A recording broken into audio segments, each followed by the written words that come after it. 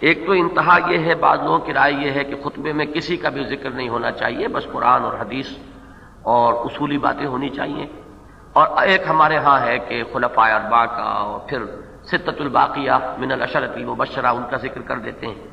اور کچھ حضرت فاطمہ کا اور حضرات حسنین ان کا ذکر کرتے ہیں۔ میرا اپنا جو ذوق ہے وہ میں عرض کر دیتا ہوں، جو میں کرتا ہوں، کیونکہ میں جمعے کی نماز پڑھاتا ہوں، خطبہ دیتا ہوں، کہ اکثر و بیشتر تو خلفائے اربعہ ہی کا ذکر، اور وہ بھی حدیث کے الفاظ میں، کہ حضور نے ان کی کچھ امتیازی شانیں بیان کی ہیں۔ ارحم امتی بے امتی ابو بکر، کہ میری امت میں امت پر سب سے زیادہ رحیم اور شفیق ابو بکر ہیں۔ واشدہم فی امر اللہ عمر، اللہ کے معاملے میں سب سے زیادہ سخت جو ہیں وہ حضرت عمر ہیں۔ واکثرہم حیاء عثمان، حیا میں سب سے بڑھ کر جو ہیں وہ حضرت عثمان ہیں۔ وَأَقْضَاهُمْ علی، اور سب سے زیادہ فیصلہ کرنا اور صحیح رائے تک پہنچنا، اس کی صلاحیت جو ہے اللہ تعالیٰ نے حضرت علی کو دی ہے۔ تو یہ چونکہ چیزیں حدیث میں آئی ہیں تو میں ان کو تو ہر جمعے میں پڑھتا ہوں۔ اس کے بعد یہ ہے کہ اپنا جو ایک آرڈر ہے اہل سنت کا، صحابہ کرام میں فضیلت کا،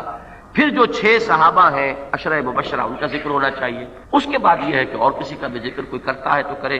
لیکن یہ کہ بہرحال ترتیب جو ہے میرے نزدیک یہی رہنی چاہیے۔ میں کبھی کبھی ان حضرات کا نام لیا کرتا ہوں جن کے لیے حضور نے اسی طرح افعال التفضیل کے صیغے استعمال کیے ہیں، جیسے یہ تھا ارحمہم اور احیاہم، یہ سب سے زیادہ حیا والے۔ اسی طرح اقرأہم ابی بن کعب، کہ تمام صحابہ میں قرآن کے سب سے بڑے قاری جو ہیں حضرت ابی بن کعب ہیں۔ عالمہم بالحلال والحرام معاذ بن جبل، اور سب سے زیادہ حلال اور حرام کے احکام کو جاننے والے، یعنی شریعت کی تفاصیل کا ایک فہم خاص اللہ نے عطا فرمایا معاذ بن جبل کو۔ اصدقہم لہجۃ ابو ذر، اور سب سے زیادہ جن کے اندر کے ظاہر اور باطن کا بال برابر فرق نہیں ہے، جو دل میں ہے وہی زبان پر، یہ وصف جو ہے وہ سب سے زیادہ حضرت ابو ذر میں ہے۔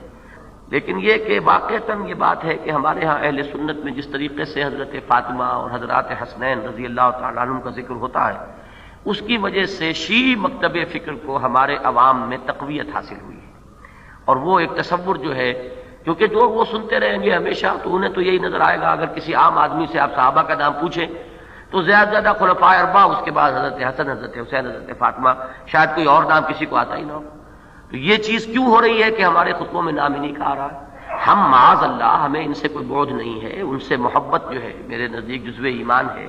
حضرت فاطمہ رضی اللہ تعالیٰ عنہ کا اپنا مقام ہے، حضرات حسنین کا اپنا مقام ہے، لیکن یہ کہ درمیان میں بہت سی کڑیاں ہیں کہ جن کو اگر ہم بالکل اس طریقے سے